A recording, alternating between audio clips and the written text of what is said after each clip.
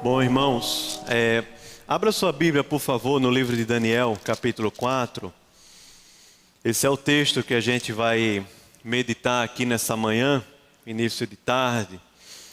A gente tem conversado sobre essa série aqui, Conectados pela Dor, e passeado em alguns textos, tanto do Antigo como do Novo Testamento. Domingo passado nós vimos em Naamã, nos cultos da manhã, e hoje a gente quer falar sobre esse episódio aqui, bem interessante, que aconteceu com o rei Nabucodonosor, que expõe para a gente um tipo de sofrimento, talvez seja muito silencioso em nossa sociedade, mas extremamente presente. E também mostra para a gente um tipo de público que Deus quer alcançar também, manifestar a sua graça, o seu reino, que é um público de pessoas muito ricas, extremamente poderosas, como é o próprio caso do rei Nabucodonosor. Esse é um texto grande, eu vou fazer a leitura, mas queria que você, por favor, acompanhasse, pudesse entender essa narrativa que Daniel está contando para a gente, enquanto ele estava lá na Babilônia. Diz assim, todo mundo tiver a Bíblia aberta, alguém tiver sem Bíblia, pode juntar e pedir ajuda aí a alguém para poder ler esse texto. Ele diz assim: o rei Nabucodonosor, a todos os povos, nações e homens de todas as línguas que habitam em toda a terra, paz vos seja multiplicada. Pareceu-me bem fazer conhecidos os sinais e maravilhas que Deus, o Altíssimo, tem feito para comigo. Quão grandes são os seus sinais e quão poderosas as suas maravilhas. O seu reino é reino sempre eterno, e o seu domínio de geração em geração. Eu, Nabucodonosor, estava tranquilo em minha casa e feliz no meu palácio. Tive um sonho que me espantou. E quando estava no meu leito, os pensamentos e as visões da minha cabeça me turbaram. Por isso eu expedi um decreto pelo qual fossem introduzidos à minha presença todos os sábios da Babilônia, para que me fizessem saber a interpretação do sonho. Então entraram os magos, os encantadores, os caldeus e os feiticeiros, e lhes contei o sonho, mas não me fizeram saber a sua interpretação. Por fim, se me apresentou Daniel, cujo nome é Beltesazar, segundo o nome do meu Deus, e no qual há o Espírito dos deuses santos. E eu lhe contei o sonho, dizendo: Beltesazar, chefe dos magos, eu sei que há em ti o Espírito dos deuses santos, e nenhum mistério te é difícil. Eis as visões do sonho que tive. Dize-me a sua interpretação. Eram assim as visões da minha cabeça quando eu estava no meu leito. E eu estava olhando e vi uma árvore no meio da terra, cuja altura era grande. Crescia a árvore e se tornava de maneira que a sua altura chegava até ao céu. Você lembra que teve um projeto como esse, de chegar até o céu? Você lembra? Gênesis capítulo 11 era o quê? A Torre de Babel. Essa árvore chegava até o céu. Cadê o versículo? 11, obrigado. Crescia a árvore e se tornava forte, de maneira que a sua altura chegava até o céu e era vista até os confins da terra. A sua folhagem era formosa e o seu fruto abundante, e havia nela sustento para todos. Debaixo dela, os animais do campo achavam sombra, e as aves do céu faziam morada nos seus ramos, e todos os seres viventes se mantinham dela. No meu sonho, quando eu estava no meu leito, vi um vigilante, um santo que descia do céu, clamando fortemente, dizendo: derribai a árvore, cortai-lhe os ramos, derriçai-lhe as folhas e espalhai o seu fruto. Afugentem-se os animais de debaixo dela e as aves dos seus ramos. Mas a cepa com as raízes, deixai na terra, atada com cadeias de ferro e de bronze na erva do campo, seja ela molhada de orvalho do céu, e a sua porção seja com os animais a erva da terra. Mude-se-lhe o coração, para que não seja mais coração de homem, e lhe seja dado coração de animal, e passem sobre ela 7 tempos. Esta sentença é por decreto dos vigilantes, e esta ordem por mandado dos santos, a fim de que conheçam os viventes, que o Altíssimo tem domínio sobre o reino dos homens, e o dá a quem quer, e até o mais humilde dos homens constitui sobre eles. Isto eu vi, rei Nabucodonosor, em sonhos. Tu, pois, Beltesazar, dize a interpretação, porquanto todos os sábios, místicos, feiticeiros, bruxos do meu reino não me puderam fazer saber a interpretação, mas tu podes, pois há em ti o espírito dos deuses santos. Então Daniel, cujo nome era Beltesazar, esteve atônito por algum tempo, e os seus pensamentos o turbavam. Então lhe falou o rei e disse: Beltesazar, não te perturbe o sonho, nem a sua interpretação. Respondeu-lhe Beltesazar e disse: Senhor meu, o sonho seja contra os que te têm ódio, e a sua interpretação para os teus inimigos.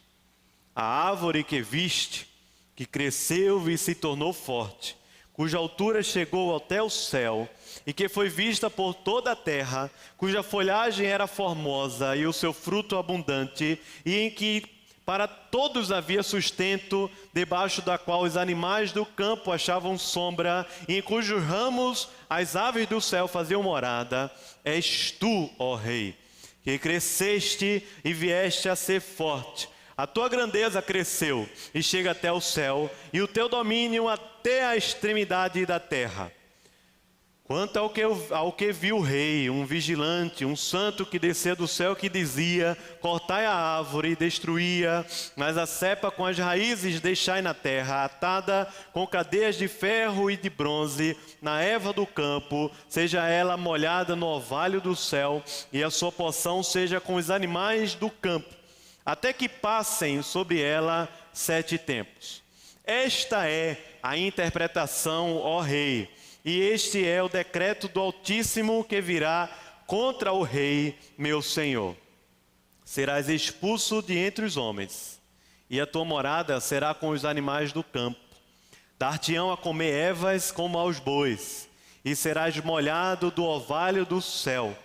Passar-se-ão 7 tempos por cima de ti, até que conheças que o Altíssimo tem domínio sobre o reino dos homens, e o dá a quem quer. Quanto ao que foi dito, que se deixasse a cepa da árvore com as suas raízes, o teu reino tornará a ser teu, depois que tiveres conhecido que o céu, o que, irmãos? Domina. Portanto, ó rei, aceita o meu conselho e põe termo pela justiça em teus pecados e em tuas iniquidades, usando de misericórdia para com os pobres, e talvez se prolongue a tua tranquilidade. Parece que Nabucodonosor não ouviu a palavra de Daniel. Todas estas coisas sobrevieram ao rei Nabucodonosor. Ao cabo de 12 meses, passeando sobre o palácio real da cidade de Babilônia, falou o rei e disse: não é esta grande Babilônia que eu edifiquei para a casa real, e com meu grandioso poder para a minha glória da minha majestade? Falava ainda o rei, quando desceu uma voz do céu: a ti se diz, ó rei Nabucodonosor, já passou de ti o reino. Serás expulso de entre os homens, e a tua morada será com os animais do campo. E far-te-ão comer ervas como os bois, e passar-se-ão 7 tempos por cima de ti, até que aprendas que o Altíssimo tem domínio sobre o reino dos homens, e o dá a quem quer. No mesmo instante, se cumpriu a palavra sobre Nabucodonosor, e foi expulso entre os homens, e passou a comer erva como os bois. Seu corpo foi molhado do orvalho do céu. até que lhe cresceram os cabelos com as penas da águia e as suas unhas como as das aves. Mas ao fim daqueles dias, eu, Nabucodonosor, levantei os olhos ao céu, tornou-me a vir o entendimento, e eu bendisse o Altíssimo e louvei e glorifiquei ao que vive para sempre, cujo domínio é sempre eterno e cujo reino é de geração em geração. Todos os moradores da terra são por ele reputados em nada. E segundo a sua vontade, ele opera com o exército do céu e os moradores da terra. Não há quem lhe possa deter a mão, nem lhe dizer: que fazes? Tão logo me tornou a vir o entendimento também. Para a dignidade do meu reino, tornou-me a vir a minha majestade e o meu resplendor. Buscaram-me os meus conselheiros e os meus grandes. Fui restabelecido no meu reino, e a mim se me ajuntou extraordinária grandeza. Agora, pois, eu, Nabucodonosor, louvo, exalto e glorifico ao Rei do céu, porque todas as suas obras são verdadeiras e os seus caminhos justos, e ele pode humilhar aos que andam na soberba. Amém. Amém? Amém, irmão? Essa leitura do texto já é um sermão, porque o texto está bem narrado e construído demais. Nabucodonosor era o rei da Babilônia. A Babilônia era um império gigante, majestoso demais. Foi Nabucodonosor que entrou lá em Jerusalém, destruiu as muralhas, destruiu o templo e colocou o reino de Judá todo aos pedaços. Esse grande general, Nabucodonosor II, que é o poderoso que fez com que o reino da Babilônia crescesse tanto, tem no seu reino um cara chamado Daniel, que foi levado pelo seu exército numa das primeiras retiradas lá em Jerusalém. Daniel, quando chega no reino da Babilônia, ele era jovem, ele era novo, talvez aí com seus 17, 18 anos de idade, mais ou menos, e ele vai relatar para a gente no capítulo 1, como Deus já estava tão forte e tão presente na vida de Daniel, de forma muito milagrosa e muito graciosa, Daniel prosperava no reino da Babilônia. Daniel se priva de comer comida sacrificada aos ídolos, e nesse processo Deus faz com que Daniel continue forte, firme e cheio de vigor, e não fraco, como as pessoas disseram a ele no capítulo 1. Daniel tem uma forma de Deus falar com ele aqui, especialmente nesse momento em que a revelação ainda está progredindo. Deus deu a ele a interpretação de sonhos. E Daniel vai interpretar alguns sonhos e visões no reino lá da Babilônia. Mas Daniel está sendo posto para dialogar e para conviver com as pessoas mais importantes da terra, que é o próprio Nabucodonosor. Tão forte e tão rico que era esse homem. Esse homem, como rei, ele pôde construir 3 palácios para o seu reino, imensos, majestosos. Mais de 900 templos pagãos aos deuses da Babilônia, Nabucodonosor construiu durante o seu reinado. As muralhas dos seus palácios eram coisas assim imensas. Você pode procurar na internet depois para procurar. No museu em Berlim, que tem lá uma réplica da cidade de Pérgamo, você pode encontrar também uma porta chamada Porta de Ishtar, que foi construída por Nabucodonosor e muito imponente para aquela época, o seu arco e a sua força e tudo mais. Nabucodonosor é uma figura assim, tão forte e valente que, não sei se você tem essa informação, mas o ditador do Iraque, que é o Saddam Hussein, dizia ele que era descendente do próprio Nabucodonosor e queria desenvolver o Iraque para ser a potência no século XX, como foi a Babilônia lá nos períodos iniciais.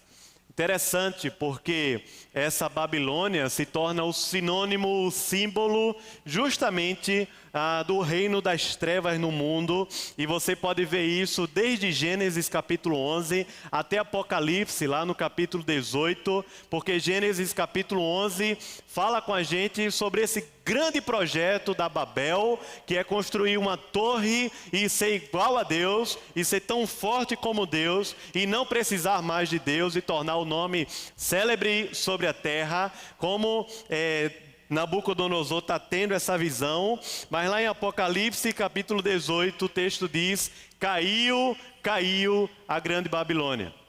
Esse é um fato que não está somente narrado na Bíblia. Esse é um fato que está narrado em muitos documentos arqueológicos.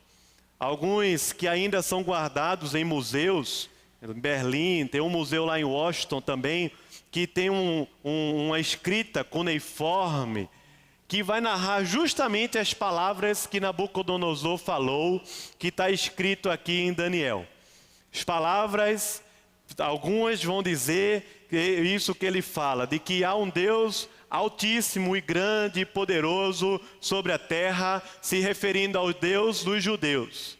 Em outras palavras, há dados arqueológicos dizendo que esse Nabucodonosor, rei poderoso, se tornou fraco, se tornou débil, se tornou como louco sobre a terra e perdeu todo o poder e todo o juízo, como a gente está vendo aqui o que acontece. Nabucodonosor tem um sonho. E nesse sonho tinha uma árvore imensa e ela dava guarida a toda a terra. Toda a terra estava sustentada por essa árvore. A árvore, nos povos antigos, ela simboliza sim o poder dos reis. E ela era muito usada naquela época para simbolizar o poder e a majestade de um rei e de um reino. É interessante porque a Bíblia nos fala também de algumas figuras usando a árvore, de alguns lugares, algumas imagens usando justamente a árvore. Mas a árvore que a Bíblia narra para a gente, primeiro, é aquela que está lá em Gênesis, logo no início, que é a árvore da vida. Aquela árvore que a gente vai comer dela e já desfruta dela hoje, que vai estar lá no céu e na restauração da terra para a gente desfrutar eternamente.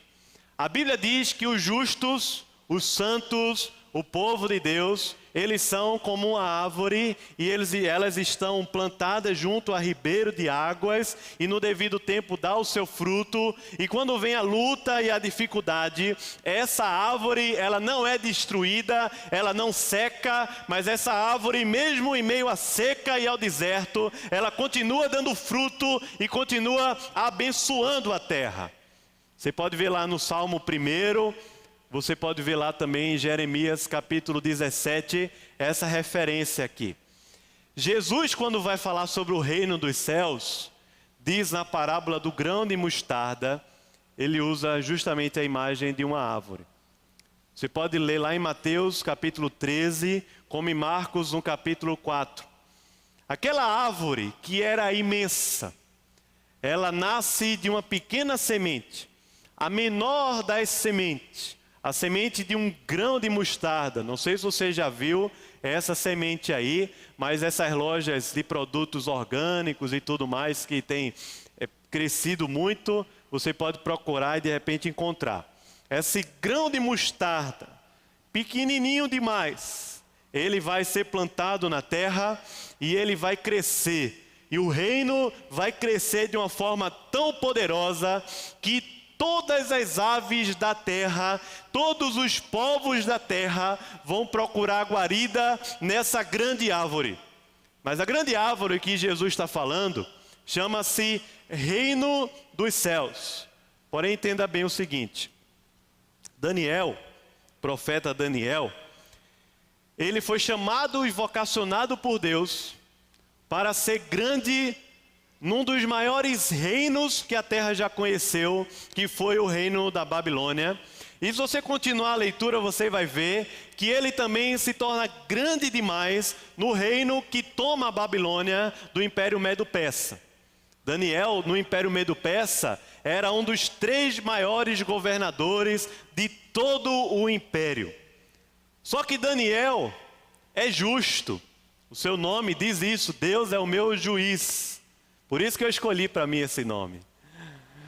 Deus é o meu juiz. Parece que é para lembrar mesmo no meu coração que é Deus que é o meu juiz.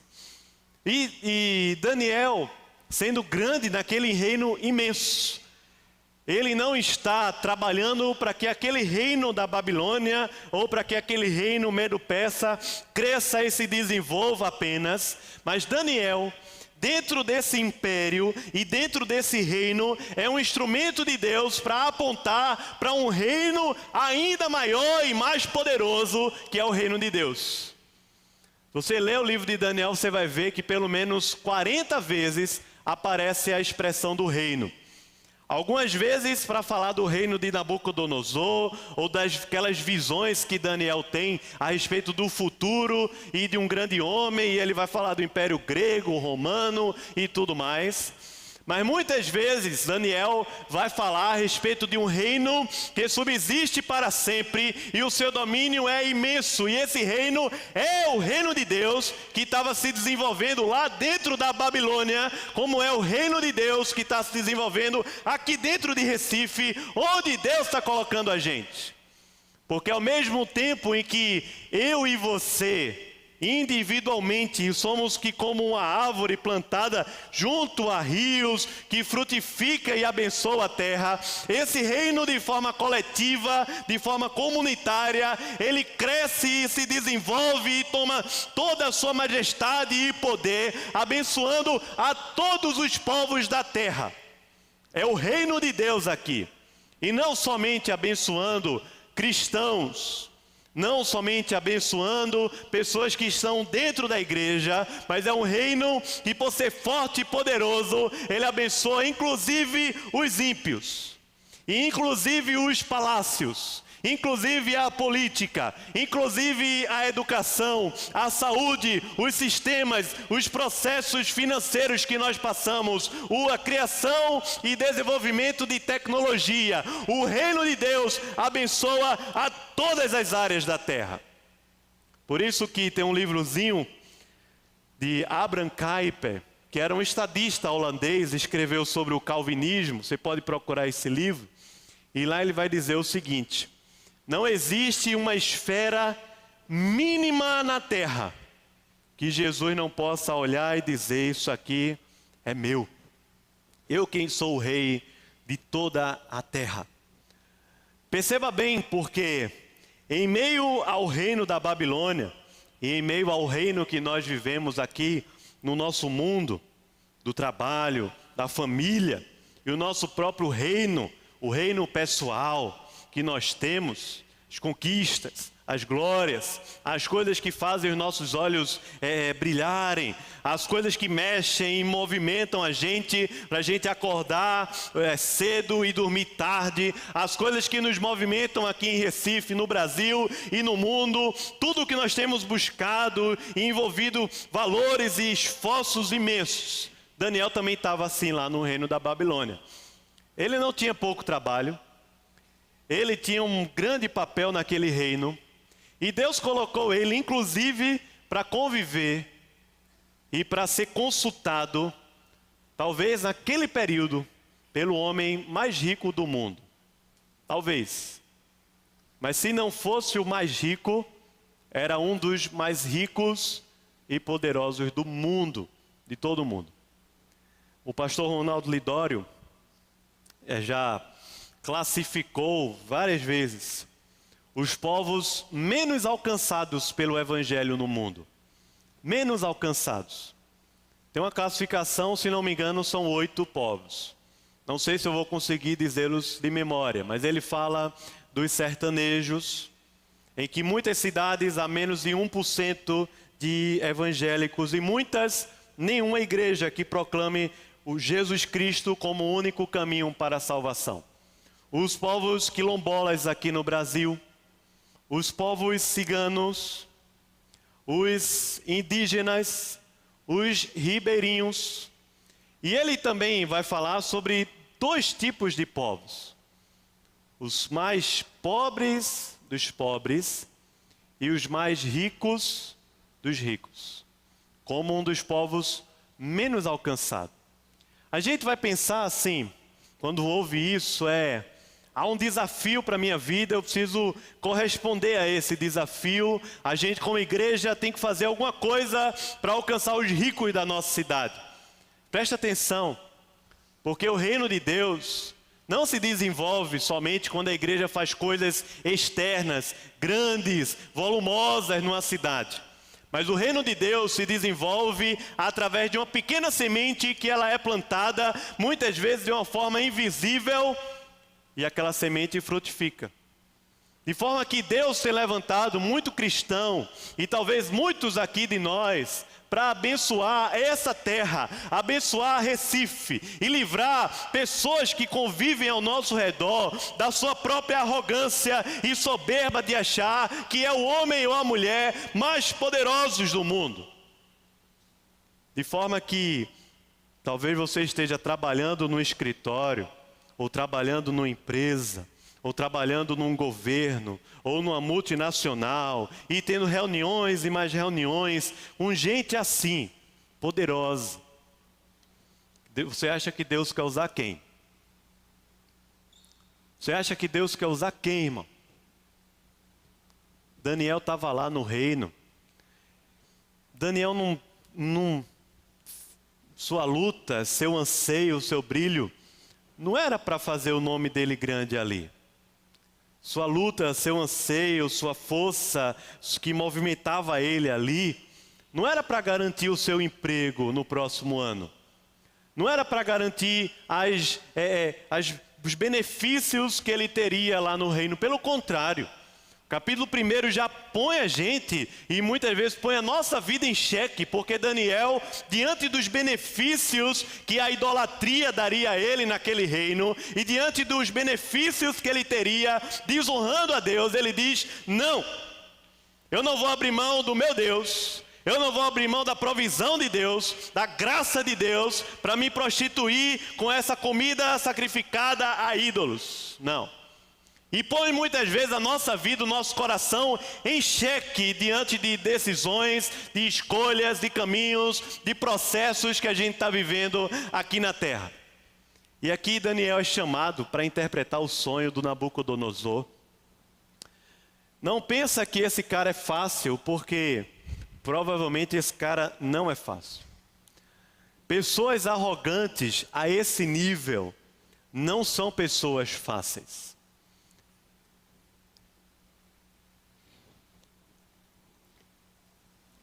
Todos nós, se formos bem sinceros diante de Deus, vamos perceber que há muito orgulho e muita arrogância em nós, em nossa vida. E muitas vezes nós mesmos não somos pessoas fáceis de convivência por causa justamente do meu orgulho e da minha arrogância. Interessante, porque pessoas assim, elas podem ter boas ideias, elas podem ter boas opiniões, ela pode ter boa capacidade e competência, mas na maioria das vezes terminam sozinhas na vida. E não é por causa de falta de amor das pessoas ao seu redor. É porque lá no texto de Jeremias, capítulo 17, o profeta também diz que pessoas assim terminam como um arbusto solitário no deserto. E não vai ver quando vem o bem, não consegue enxergar. Nabucodonosor, naquele sonho, que você já ouviu o relato, e Daniel com muita simplicidade, eu creio que com muito temor ao Senhor, diz a Nabucodonosor assim: eu não desejava que esse sonho fosse para você. Era melhor que fosse para os seus inimigos, mas não para você. De certa forma, Daniel se submete a esse rei. E parece haver um carinho, um respeito, um amor de Daniel por esse homem. E Daniel dá a interpretação do sonho, dizendo que a esse rei, a essa árvore que abriga todos os reinos debaixo dela, ela vai ser cortada. E só vai lhe restar um pedacinho dela e suas raízes, para que ainda assim ela possa dar o último suspiro de vida, mas o seu poder e o seu domínio será encerrado, porque o livro de Daniel, dentro do reino da Babilônia, do Império Medo-Persa, está proclamando para nós, não esses reinos aqui da terra, mas está proclamando para nós o reino de Deus, que subsiste eternamente, o domínio de Deus, que é sobre todos os domínios, e ninguém pode frustrar e nem tirar os planos de Deus aqui na terra. Daniel diz a ele, vai acontecer com você. Mas Daniel não deixa somente a interpretação do sonho. Presta bem atenção que Daniel diz assim: Nabucodonosor, rei, você pode buscar a justiça de Deus. E se a justiça de Deus for aplicada no seu coração, você vai poder usar de misericórdia com os povos da terra. E Deus lá no céu, ainda assim, pode lhe abençoar. Daniel proclama para Nabucodonosor que ainda com esse sonho, há uma esperança de restauração, há uma esperança de um Deus que de repente possa vir e perdoar Nabucodonosor e fazer dele uma nova criatura, um novo homem. Você sabe que no Antigo Testamento já aconteceu histórias assim. Por exemplo, lá em Nínive, qual era a pregação de Jonas? Ainda 40 dias e Nínive vai ser o quê? Destruída. Os ninivitas se prostram diante de Deus, se humilham e se convertem ao Senhor. E o que é que Deus faz? A Bíblia diz, é uma expressão bem difícil, que se arrepende do mal, porque Deus, a ideia é de tentar traduzir para nós o sentimento dentro da esfera da soberania de Deus para aquela situação. Mas a Bíblia também diz de um rei que escreveu uma carta e disse para todos os povos que ouçam e respeitem o Deus de Israel, porque ele era um Deus grande e poderoso sobre a terra, mas nem por isso aquele rei se compromete pessoalmente com esse Deus, que foi o rei Assuero. Lá no livro de Esté, você pode procurar essa carta, provavelmente no capítulo 8. E o rei está dizendo a todos da terra que temam o Deus dos judeus, mas não necessariamente se comprometendo com ele. O que acontece aqui é que o reino de Deus abençoa até mesmo aos ímpios, para que o sofrimento que veio a Nabucodonosor, fruto da sua arrogância, possa ser quebrado, possa ser sarado, possa ser curado e ele possa voltar ao seu reino, apenas reconhecendo que o rei dos judeus, reconhecendo que o Deus dos judeus é um Deus altíssimo sobre a terra. O que acontece a Nabucodonosor é uma doença terrível. Já foi fruto de muitos estudos científicos, chamada boantropia. Um tipo de loucura que toma a mente do homem e ele passa a viver como se fosse um bicho, no caso aqui, como se fosse um boi. Alguns reis na história da humanidade já passaram por esse tipo de doença. Interessante porque é justamente na esfera dos reis, dos poderosos, dos grandes, dos ricos, que se acham como essa árvore grande e poderosa. Nabucodonosor fica lá, largado, não sabemos por quanto tempo, até o dia que ele reconhece que Deus é o único Senhor, ou que Deus, melhor dizendo, o Deus dos judeus, é Deus maior do que ele naquele momento. Deus restaura o reino de Nabucodonosor. Não completamente ou não com a mesma força, porque esse reino começou a perder força.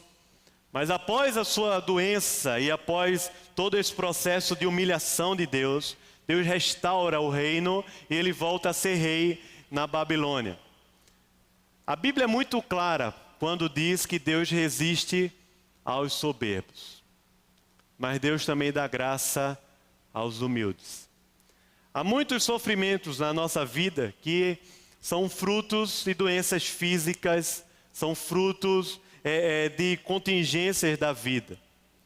Mas há muita gente ao nosso redor sofrendo, e há muita gente dentro da própria igreja sofrendo horrores por causa do seu próprio coração arrogante, orgulhoso, que não consegue se curvar ao Deus do céu, nem consegue se curvar às pessoas que estão ao seu redor.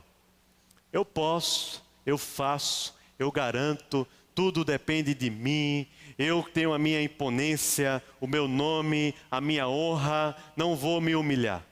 Muitos que estão perdendo dinheiro, mas não querem assumir a sua nova condição socioeconômica e continuam vivendo de aparências. E estão sofrendo horrores no coração, tão somente, não por causa da economia do Brasil, mas tão somente por causa do coração orgulhoso e arrogante. Mas presta bem atenção, porque a Bíblia diz que aquelas pessoas que são repreendidas por Deus e não se curvam diante de Deus, elas serão quebrantadas de uma forma tão forte que não vai haver cura. No livro de Provérbios 29, versículo 1. Nabucodonosor experimentou essa mão pesada de Deus na vida dele. E não pense que porque você é novo, adolescente, jovem, você já não pode estar sendo tomado no seu coração de um orgulho e uma arrogância tão poderosa para Deus pesar sua mão e provar para nós que Ele é o único Senhor e o único Deus da vida da gente. Mas há um tempo de restauração. Há um chamado do Evangelho dizendo para nós: se apegue à justiça de Cristo. Se arrependa antes que Deus pese a mão sobre você.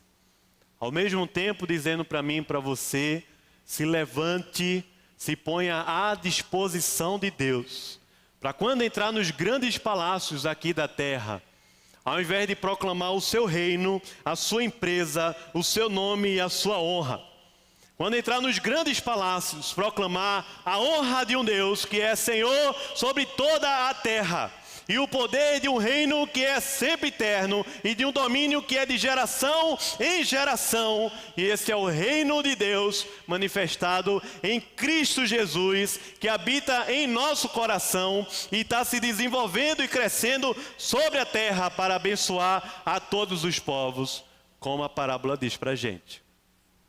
Há uma disposição, irmão, para conviver com pessoas que estão sofrendo, e ao invés de simplesmente passar a mão na cabeça, simplesmente acreditar naquele discurso de vítima, apontar para Deus,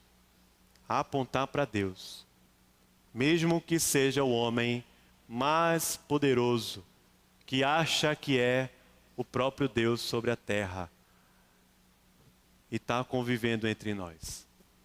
Vamos orar ao Senhor, se você puder fechar os olhos. De repente, se dispor. Primeiro, se dispor em oração para dizer: Senhor, cura a minha vida, o meu coração. Porque se não for através de um arrependimento, de tomar posse da justiça de Cristo na sua vida, Deus vai continuar resistindo ao soberbo, àquele simples que não se submete a uma liderança espiritual, até aquele que acha que é Deus sobre a terra, àquele mais simples que não se submete ao seu marido, ao seu chefe no trabalho, ao seu pastor na igreja, ao seu líder de ministério, por causa do orgulho e arrogância, até aquele que acha que o seu nome, a sua empresa e a sua honra são dignas de louvor. Deus vai pesar a mão, mas Deus está chamando você ao arrependimento. Você pode clamar: Senhor, quebranta o meu coração. Se humilhe na presença do Senhor. Mas também para se dispor a ser profeta de Deus aqui na terra, apontando para o Senhor. Enquanto estivermos aqui, apontando para o reino de Deus, aqui na terra, entre nós. Se você puder orar, diga para Deus: Senhor, eis-me aqui. Toma minha vida, Senhor. Abate os soberbos, a começar em mim. Quebra o meu coração.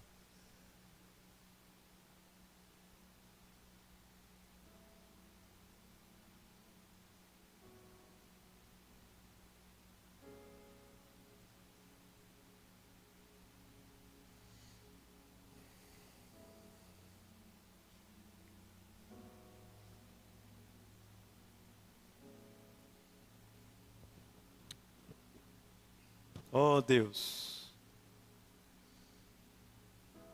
talvez haja pessoas aqui com coração genuíno, dizendo ao Senhor que querem ser curadas, antes que se tornem vergonha para todos os povos, curadas de vícios, curadas da inveja, curadas do orgulho, da soberba, curadas da independência, da autonomia, curadas, Senhor, das ilusões e glórias que a Babilônia traz para o nosso coração. Ó Deus, como o profeta orou também, cura-nos e seremos curados. Sara, Senhor, a nossa vida e seremos realmente sarados pelo Senhor. Não deixa o nosso coração se tornar, em momento nenhum, arrogante, orgulhoso, que não esteja disponível a aprender, como um discípulo, o tempo inteiro, em humildade, em graça, em mansidão, em misericórdia aos teus caminhos e a tua salvação, Senhor, na nossa vida, Pai. Tantos casamentos que são quebrados por causa do orgulho tão somente. Tantos relacionamentos que são rompidos tão somente por causa desse orgulho, dessa arrogância miserável. Ó Deus, tantas perdas, Senhor, muitas vezes de emprego, de vocação, ó Deus, de função na terra tão somente por causa do orgulho e da arrogância, porque não aceitamos nos humilhar. Ó Senhor, nós queremos nos humilhar aqui, é na Tua presença primeiramente, Senhor. Porque Tu és o Deus de toda a terra, Tu és o Senhor. Nós queremos nos humilhar diante de Ti, ó Deus. Toma a nossa vida, Senhor, faz forte ao cansado, renova, Senhor, as forças do abatido aqui nessa manhã. Ó Deus, levanta-nos como valentes, mas não na nossa própria força, mas valentes na força do Teu Espírito em nossa vida e através de nós aqui, nessa grande Babilônia que nós vivemos. E nos usa de acordo com a Tua vontade, Senhor, para a Tua glória, em nome de Jesus, amém.